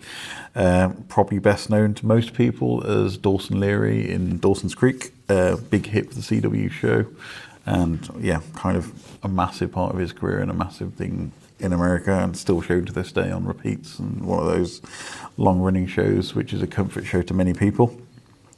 Other roles included Don't Trust the Bee in Apartment 23, CSI Cyber, Pose, and a couple of cameos in How I Met Your Mother and Modern Family. Film career, Varsity Blues, which was a big hit in the States. Don't think it was as popular overseas. Rules of Attraction, which was based on Bret Easton Ellison's book, which was kind of a spin-off of American Psycho. And again, cameos as himself in both Jay and Silent Bob films. I was also quite surprised he co-wrote, produced and starred in What Would Diplo Do, which was an online series about DJ and producer Diplo, which I wasn't aware of. And then usual American reality TV fare with Dancing in the Stars, where he got through to the semi-final, and the US version of The Masked Singer, where he played Griffin, and that was last year. Quite sad in his passing. He was also the first on-screen kiss of Clarissa Explains It All with Melissa Joan Hart back in the day. So quite a big impact. And he did some voice acting work in the Disney show Vampirina, which I think he played one of the fathers. But sad to hear of his passing. And also Catherine O'Hara, which was quite a surprise when she passed away. Again, massive celebrity. People probably know her from Beetlejuice, Home Alone, where she plays Kevin's mother, which is probably where a lot of people remember her from. TV, Schitt's Creek, and other shows. But she had a career 50 years, starting off in the Canadian improv scene in Second City Television, which she won a Primetime Emmy for. Made her film debut in 1980 with John Candy and Eugene Levy in Double Negative. Other roles, After Hours, Lemony Snicket, the Beetlejuice sequel, of course, and worked quite a lot with Christopher Guest and his kind of oeuvre of weird comedy films like For Your Consideration, Mighty Wind, Best in Show, Waiting for Huffman. She did a lot of VA acting as well, so Nightmare Before Christmas, Chicken Little, Over the Hedge, Monster House, Where the Wild Things Are, Frankenweenie, Elemental, and The Wild Robot. And TV-wise, we mentioned Schitt's Creek, but Last of Us, The Studio, which was most recently probably seen in, and 6 Feet Under back in the day. So sorry to hear about passing of both those. I mean, Catherine O'Hara, I think everybody's probably got a soft spot and a role that they like. I mean, Sam? Yeah, I mean, she's done a lot of work with Tim Burton, and Nightmare Before Christmas, you mentioned she was the voice of Sally in that. That film was a huge part of my childhood. I remember all my friends being really into it as well. And obviously it's voice acting, so I didn't know it was her until sort of later in life when I'd come across her in other places. But huge loss. Mm-hmm. Leigh? I think the main thing that sort of comes to mind is she is like the thing I most remember from the Beetlejuice sequel. A lot of it I kind of forgot about, but her performance just kind of dominated everything, because it very much felt like she did Schitt's Creek, And in that, she basically just was completely unhinged and was absolutely great. And it seems like she carried that energy into the Beetlejuice sequel, because like that's just kind of how she approached every part of it. And I was like, I'm into this. This is great. I'm glad that she's just like going off on one. So I think that's just because of that. That's kind of why I found the news quite sad, because it sort of felt like she was getting this resurgence where she was just going completely off the rails with all these performances in the best possible way, and I just wanted to see her do more of that. So, yeah, I think it was quite sudden, isn't it, when she passed? I mean, Keith. Yeah, I mean, it's quite surprising. I'd kind of seen her in Beetlejuice, probably the first cinematic thing that I saw her in. I'm sure I'd seen her in some other bits and pieces from like Canadian television improv stuff, but it was the Christopher Guest stuff, all that series of films that was the kind of thing for me, because most of those films are like improved. So it was all based on the comedic talent of those people involved, and all of those things are particularly brilliant. I think of those, A Mighty Wind, where she plays a member of a folk duo, is with Eugene Levy, is a brilliant role. But basically everything she ever did was kind of like always kind of really funny, but she came across as such a like, you know, really cool character, like never kind of cruel or whatever it is. She always seemed to be like the bright spot of those films, like you said with Beetlejuice 2, the fact that you know, playing Lydia's mom again was just you know. It's the fact that, you know, you've got like Michael Keaton just going completely nuts as Beetlejuice, but she overshadowed that. And that's why I think, you know. Well, it's the way the Beetlejuice ends, and kind of you've got all of that whole thing with Beetlejuice, but somehow at the end she's kind of like, well, I'm turning this into my art now, and all that kind of thing. It was pretty cool. I mean, Home Alone 1 and 2 is probably the ones that I probably fondly remember. I was the perfect age for Home Alone when that came out, so it was kind of, she was a bit like America's mother at that point. I think Except she leaves her kids at home. But that was the thing. It was her. The film wouldn't work with about her journey trying to get home as well. Well, it's that quintessential moment when she's on the plane and she just goes, Kevin! You know, it's everybody remembers that shot as much as the aftershave bit. But yeah, I mean, her journey trying to get home as well. We got the whole John Candy bit, and they are some of the greatest parts of the film. Polka. That you don't really.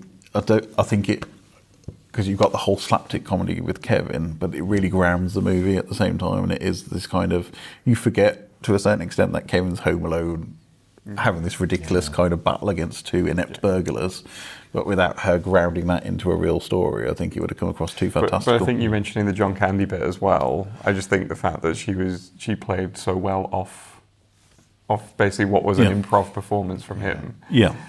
She just kind of obviously acted as like effectively the straight man to that. And I think that worked really well. It's the same with kind of the character she plays in Schitt's Creek as well, because you start off thinking these are horrendous people, and yet somehow, even though it's slightly extreme sometimes what she's doing or what she's into, you kind of buy into it and kind of like go, yeah, we really like you. It's like there was a description of that performance which was like she invented whole new pronunciations for things that just didn't make sense in any accent. But you can see that goes all the way back to the start of her career, working in that improv, which you got a Remy for, and it's kind of, you can see that she's taken that and ran with it for an entire career, and she's probably hired on the basis of being such a great improv, throw her into the role, let her develop the character, and just let her go. Bit of spinning top. Plus, I imagine previously working with Eugene Levy probably helped on that one.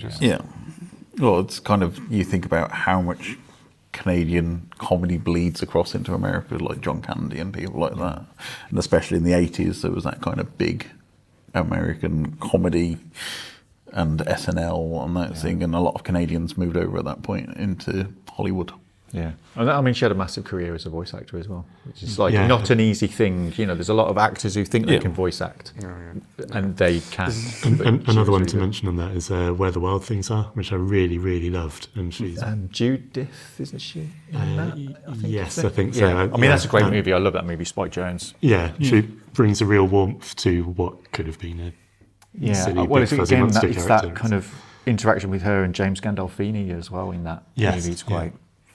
I mean, and working right up until pretty much at the end with the studio, which is, again, one of those, I mean, I've not watched it, but I've heard it's fantastic. It's really Seth Rogen's really great show that he's pulling in, and Catherine O'Hara, I can imagine, was a perfect addition to that cast with that whole introspective viewers onto Hollywood. I mean, both of these passings come as a surprise. Both of them, in their way, have had a massive impact on like the medium. Even though Dawson's Creek wasn't my kind of show, it had a massive cultural impact at the time. Hundreds of memes have come out of that series. and everybody knows a Catherine O'Hara movie and stuff as well. So, you know, two people who have had a massive influence on kind of cinema and TV and stuff, really. Yeah, I'm sorry to hear that they both passed away in very short succession. Yeah, both well before their due times, really. Yes. Yeah.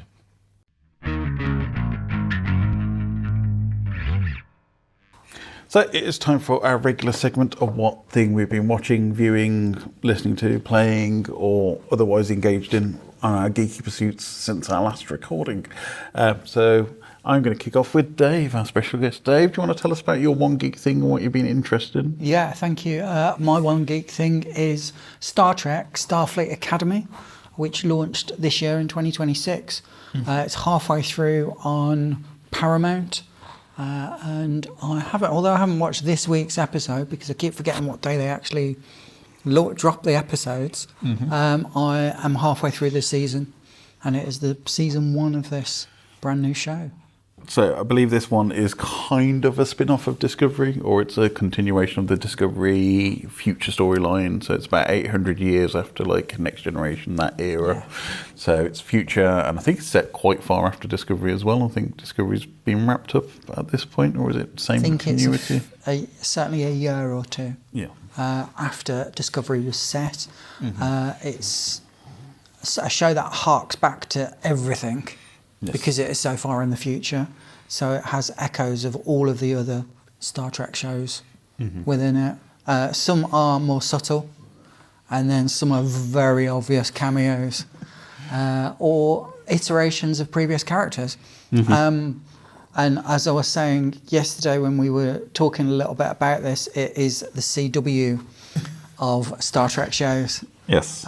Where it has got a legacy cast, as well as a cast of people that you consider to be maybe between 17 and 24, but it's not quite clear how old everyone's supposed to be.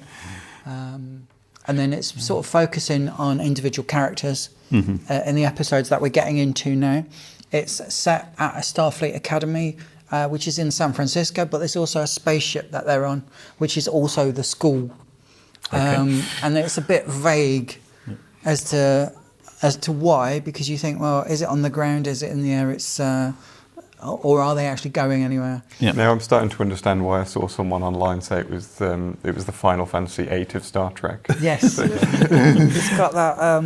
It's very much being pitched at a much younger audience. Yes. They're trying to get a new generation of Trek fans in. Yeah. So they've done like the kids stuff. So we've had Star Trek Prodigy, Which I can't say. Which is one of the greatest bits of Star Trek. If you've not watched it, go and watch it. It's some of the greatest new modern... It's aimed at people that watch that and they're looking for their next Star Trek experience, rather than people that have come from other legacy projects. Lower Decks or Discovery or Strange New World. It's trying to aim for that new audience. It wants to capture those people that watched Prodigy on Nickelodeon, and then they've come on to they want to watch more Star Trek. Presumably before they watch Lower Decks. So in fact, I think they're working backwards through the franchise, really, which I'm sure how people today would discover Star Trek is to go with what's on there and then go back in time for it. It's comedic in parts, it's serious. It's got quite a lighter tone compared to other... I mean, if you compare it to things like Deep Space Nine, it is very light. So Deep Space Nine, how are we going to torture Miles O'Brien this week? And it does. I mean, but he was fun to have those things happen to him. So it's an enjoyable show. I do think it's quite difficult when you're holding the torch for a franchise as large as Star Trek. That show is what Star Trek is at that exact moment. So when you're looking into it, I think some people will look at it and just go, this is not my Star Trek. Well, you probably had exactly the same people talking about Next Generation and where's Kirk and where's Spock and this isn't my Star Trek, and it's very much story of the week. And this is the problem for a franchise that is probably as long as it's been around as Star Trek. It's similar to Star Wars. You can tell other stories within the same universe, and you don't have to like everything. It's a bit like Doctor Who. Yeah. You don't like the current Doctor, fine, another Doctor will be along in 4 or 5 seasons. Just skip this one if you don't really enjoy it, or go back to watch some of the classic episodes if you want to. It's kind of, this might not be made for you, and that's fine. You don't have to consume every single bit of media in that universe. I mean, a lot of people don't read the Star Trek books, or play the Star Trek games, or read the Star Trek comics, of which there has been thousands upon thousands of. It doesn't mean that everything needs to be conjoined. What I will say about it is that shift in focus from it being the broad themes that you found in Star Trek Next Generation or Voyager or Deep Space Nine. These are very much episodes that are focused on persons character-driven, and the characters within that, rather than people who come from particular species or having big political issues. Yeah. These episodes are very personalised to one character. Yeah. And you see the show from that character's experience. Yeah, I mean, I know there's been a lot of chatter online about Avery Brooks. This is kind of the first time they mentioned Sisko and bring Benjamin Sisko back as a character for many, many years in the franchise. Because I know Avery Brooks and Star Trek had a kind of falling out at some point, but I believe there's a kind of a nod to him, and there's quite a sweet element to bringing that character back. Yeah, but if you're hoping to see him, no. Awesome. So it's on Paramount Plus. Is it on Pluto? I know they dropped Strange New Worlds on Pluto, but I don't think it is, possibly. Well, Strange New Worlds has gone to ITVX, which is the first time ITV has ever had a Star Trek series. Interesting. Yeah, they've you can find them on, and they were broadcast on ITV1 as double banked shows to get them on to free to air. Mm-hmm. So yeah, interesting to go and check out if you've got Paramount Plus. Awesome. Thank you very much, Dave. Thank you. Sam, over to yourself. So we mentioned it briefly earlier. My One Geek Thing this month is A Knight of the Seven Kingdoms, which is a spin-off of Game of Thrones. It's set about 90-odd years before the events of the main series, and it's based on a series of short stories that George R.R. Martin wrote, collectively called A Knight of the Seven Kingdoms, but the first season is the first of those stories, which is called The Hedge Knight. And it follows a hedge knight called Dunk, which is short for Sir Duncan the Tall. And his squire. Is he tall? He is very tall, yes. Is it a mate called PJ? He has a squire called Egg. Okay. So it's Dunk and Egg and it's their adventures. It's really just... so it's 4 episodes in. I think there's 6 episodes altogether in the series. It's a lot more kind of digestible than Game of Thrones, and much, much lighter tone, similar to how you were saying with Star Trek. It feels very much of the same universe, but it also feels, as I say, lighter. There's a bit more humour to it. The characters are just quite sweet. Like Dunk and Egg are both really likeable. They're perfectly cast.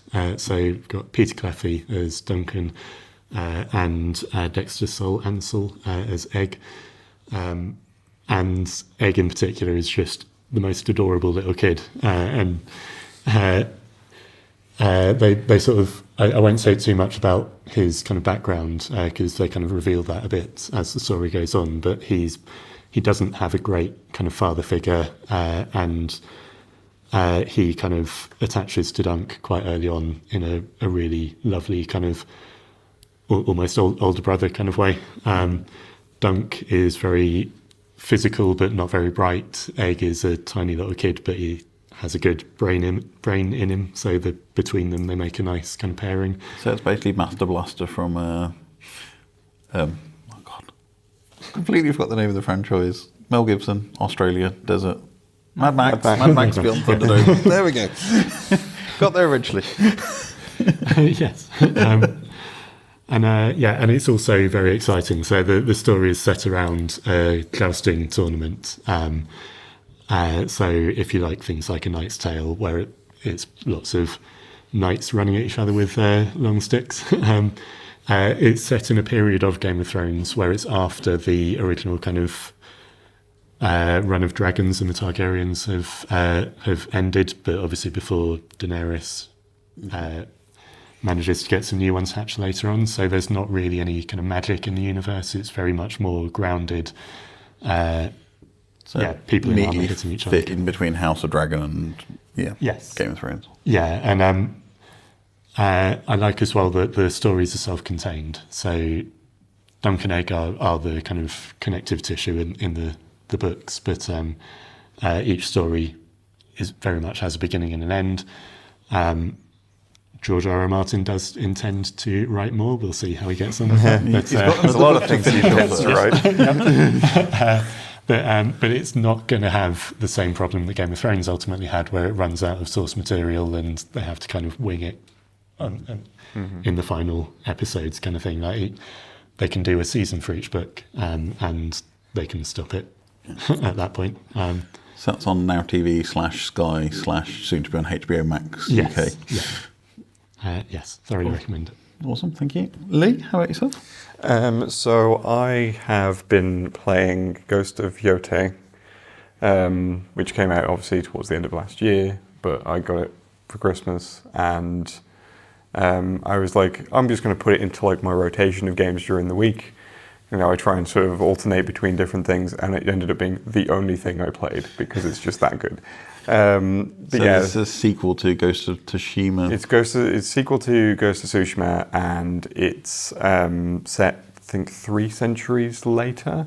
So it's we're still sort of in ancient Japan, and but now we've got like a new character with a new sort of story to tell, and sort of and it's a different part of Japan as well. So obviously the original Ghost of Tsushima was set on Tsushima Island, which is sort of just I think it's off the west coast of Japan, and then this is set up in Ezo, which is now Hokkaido, around Mount Yotei. Around Mount Yotei. Now we're focusing on a character called Atsu, who her whole family was killed by the Yotei Six, basically just a group of Ronin that sort of like they killed like all her family, so set fire to the tree that's sort of on the which she got like stabbed to, but she got better. And then like obviously is vowing revenge, and it's very sort of just like the first game. It's sort of kind of it's less historical drama and more a love letter to samurai movies, you know. So like your Kurosawa sort of films with a little bit of sort of the sort of Western influence on those films of like when you'd get like the Westerns that were just the samurai movies but with cowboys. There's sort of elements of bit of both in like how they sort of frame a lot of things. So she sort of just wonders the world. And I think for me, I think that this is the better open world game. I thought that Tsushima had like the more sort of interesting story just from a baseline thing of just like you had a samurai who was torn between following the honor code and sort of throwing that out the window to fight an enemy that doesn't believe in the honor code. And this is just like a revenge story, but I feel like that worked better for an open world setting because she's trying to track down these 6. Gives you a lot more to play with. So then you're just sort of going around, like initially you're not even given like markers on like they're in this area and they're in this area. You have to go and find people in the world to speak to and get that information. And I think that is sort of helped make it work a lot better because you're just sort of like, well, if I journey across here, you know, I've found this lead in this sort of area. Head over there, you go to an inn, you meet a bunch of people, give you a bunch of side quests. Some of that gives you information you need, some of it is its own thing. And I think that just made it work because it's sort of like you end up going on all these little adventures, some of which are connected, some of which are not, but it all kind of, it tells the story of this whole world, this whole setting. Because it's around the time where, you know, the Japanese were kind of colonizing Hokkaido and, you know, from the Ainu people at the time. So you're getting a lot of that sort of backstory going on.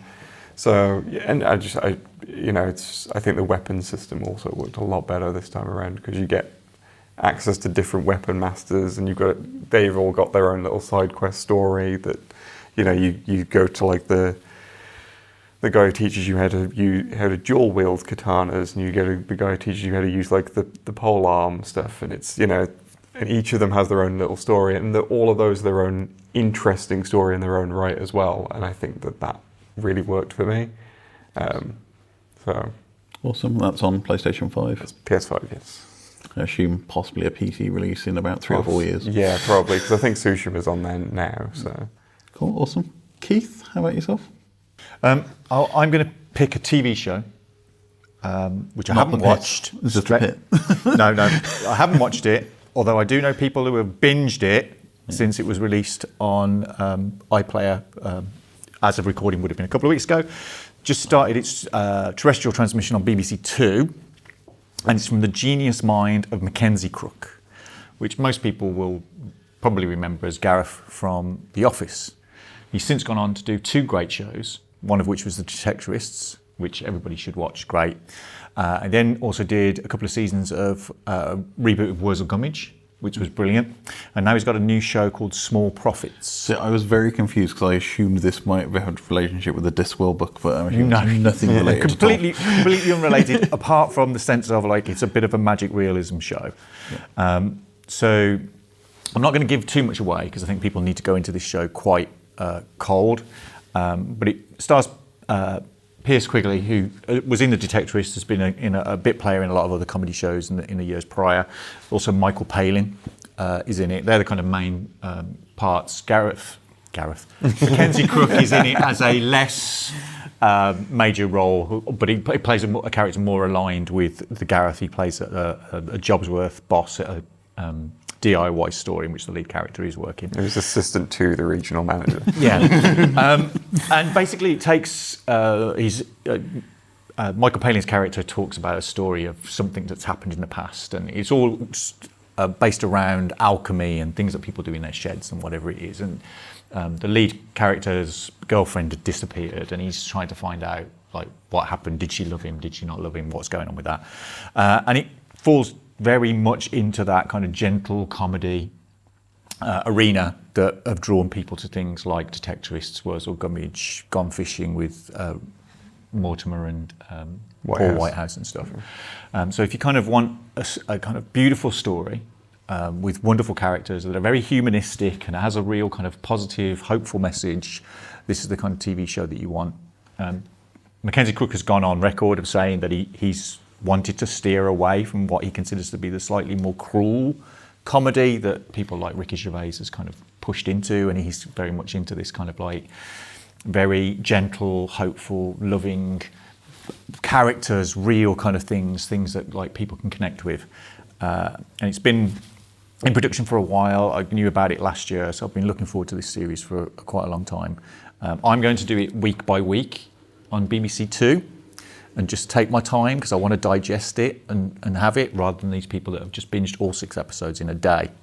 Stop doing that, kids. Binging is bad. In any other form, binging is not good. Binge eating, bad. But if that's binge drinking, bad. Binge TV, stop. But if that's not the sign of a great show where you watch one episode and you instantly want to watch the remaining 5. Yeah, but it's like, then what do you do with the rest of your life? You've had it all. Watch another show. You've binged it. It's like that cake that hasn't got candles on it that are alight. So I've got 6 weeks of this show to just kind of like indulge myself all the time. So, and I want to indulge myself. These are the kind of shows that you can just like, it's like a warm blanket that you can just wrap yourself in every week and just go, that was so like beautiful. No, The Detectorists is one of the greatest modern comedies. So I'm really looking forward to this as well. Yeah, but Small Profits is a slightly bit more magic realism kind of stuff, more leaning into the kind of thing that he was doing with Wurzel Gummidge. So you've got kind of elements of like British folklore and a bit of magic and a bit of the miraculous and wonderful. So yeah, try and avoid any spoilers about the show, really, because there are things that are going to happen in it that you want to be surprised by and kind of like won over by, and kind of just buy into this kind of like, you know, it could really happen, and it kind of gives you that sense. But it's been getting rave reviews. Everybody that sees it just thinks it's like a wonderful piece of television.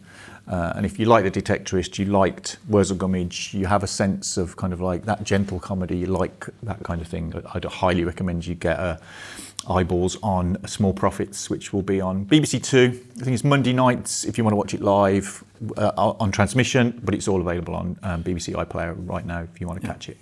I'd also want to recommend the Discworld book, Small Profits, which I probably would say is pretty... Small Gods. Small Gods, sorry. Which is pretty much what I say is American Gods for kids, is the way I describe Small Gods. Yeah, it's a really good book. It's one of the more standalone Terry Pratchett books if you've not read it. But yes, that sounds absolutely fantastic. I love Mackenzie Crook. As I said, 2 shows off the bat he's done gold with, so I'm assuming this is going to keep up to that standard. And I got to stand next to him at the Mockingbird last year when he did a kind of little thing with Ian Lee, which was great to see him talking about when they worked together on a pilot for their TV show. Awesome, thank you. Right, my turn now. I was going to talk about small. No, I actually went on a day trip with one of my best friends and my 2 godsons. So Harry, Toby, Ben, if you're watching, hello. But we took a trip to Stroud in Gloucester, and we went to a beautiful mill called the Belvedere Mill, which houses a group of vintage computer gaming places called the Retro Collective. So you have to book to go in, so you have to go into their website to book in, and it's usually, they go pretty fast, but it's really worth a journey over there. So it started off as a YouTube channel, and Neil Thomas did a YouTube channel, started as creative, and then he built what is known as The Cave, which is this vintage computing museum, lots of consoles in there. It's got games and consoles and everything from the 1970s all the way through to the 2000s. And what you can do is go in, just go and experience consoles. There's lots of vintage computer gaming magazines. They've got a fake old like 90s era video game shop where you can go in and you can play some of the games, and it's all set up with the boxes, so the old big PC box art and like N64 game boxes and SNES boxes. It's really fun to do that. And yeah, there's numerous game consoles, home computers, tabletop electronic games, arcade cabinets. So there's just this kind of breadth of things that you can go up and just get your hands on and play with. So I played with my first ever Virtual Boy, which doesn't sound very bad when I've just said that in my head. But Virtual Boy was a console designed by Gunpei Yotei from Nintendo, and it was kind of a semi-successor to the Game Boy. Didn't go down very well, but it was VR, kind of red laser headset. But it's the first time I actually ever got to put my hands on and that should console. Be noted that they are bringing it back. Yes. But as part of the Switch 2. But it was great to like get my hands on and experience that for the first time. But they got consoles all the way from Atari 2600 up to, I think, PS3. Xbox was kind of PS2 Xbox was kind of the latest edition of consoles you had there. So you can go in, you can play with that. Really good. Also, as part of that, within the cave, there is the Dev Den, which is kind of a living exhibit to game development. One of the guys there, Jason Daniels, who published Commodore 64 games back in the day between 1985 and 1992, worked in the industry. He has some of vintage kind of development kits. So you can go in, he's got like Sinclair ZX Spectrum, CPC.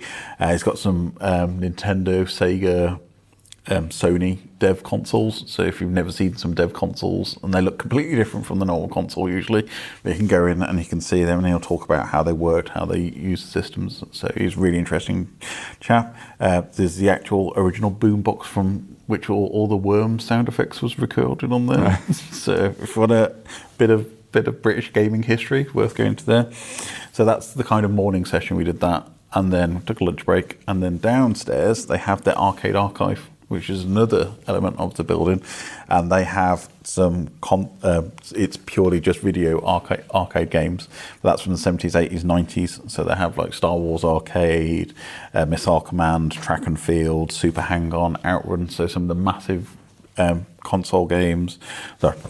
Arcade games. Arcade games back in the day, Gauntlet 2, they're all free to play. So basically you just go in, you go downstairs, as I said, you booked in, you paid your one entrance fee, but then it's just like going back to like a 90s style arcade, go in, play some of the video games, going back to that 80s kind of thing. That's a really fun experience to just go and free play all these consoles, and usually you'll get your like-minded group of people with you at the same time, people who've got interest in vintage consoles. The one thing I also wanted to shout out as well is there's a company called Haber, Heber, I think it's Haber. So they're also in the building, and they produce an FPGA console, which is called the Mr. Multi system. So it's designed that you can go and use uses to replicate arcade and home consoles from the 70s, 80s and 90s, and it does lots of different ones. So if you want to look at more information about the Mr. system, we'll put links in the description and on the website. But yeah, so if you wanted to get into FPGA gaming, again, you can go and speak to them and ask them a bit more about that. But yeah, they have a fantastic YouTube channel as well, which is the Retro Collective, so worth a check out and have a read through. As I said, not that far from Birmingham either.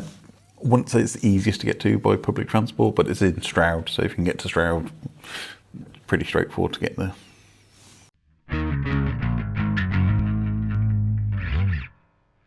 Thank you for joining us on the Geeky Brummie podcast. We hope you've enjoyed our start off to Year 10, episode 248 of the Geeky Brummie podcast.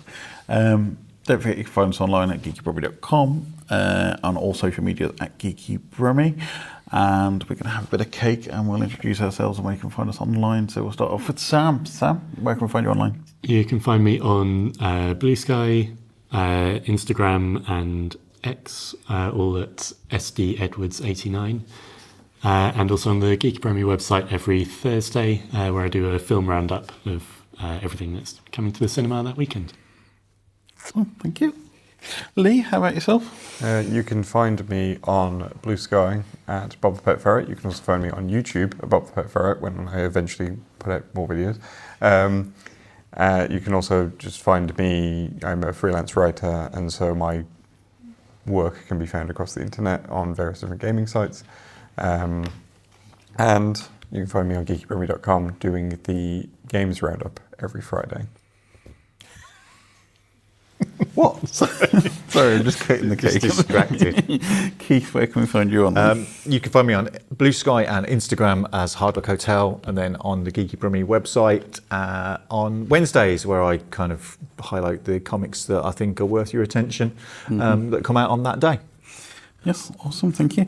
Special mention to Viv, who's usually behind the screen, but she's our producer / guiding star / my lovely wife, runner of Geeky Goings On. So if you follow Geeky Goings On our Instagram account, Viv is the one who puts all the content together for that. Sorry, this is a really hard blue star to try and cut through.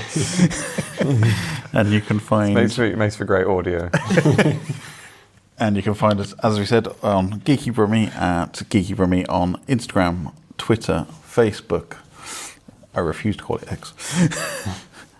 Blue Sky and Threads, where you can find all of our lovely content, as mentioned, our weekly roundups. You can find all the special features. You can find our history on YouTube. If you go to youtube.com/Geeky Brummie, if you want to go back to some previous episodes, or you can watch us, of course, on Spotify or listen to us on your podcast service of choice. Thank you very much for joining us, and we will see you soon for episode 2 of Year 10. But for now, goodbye, everyone. Goodbye. The Geeky Brummie podcast is presented by Ryan Parrish, featuring Sam Edwards, Lee Price and Keith Bloomfield, and special guest Dave Massey from BrumHour. The podcast is produced by Viv Parrish and is recorded at Millennium Point in the heart of Birmingham.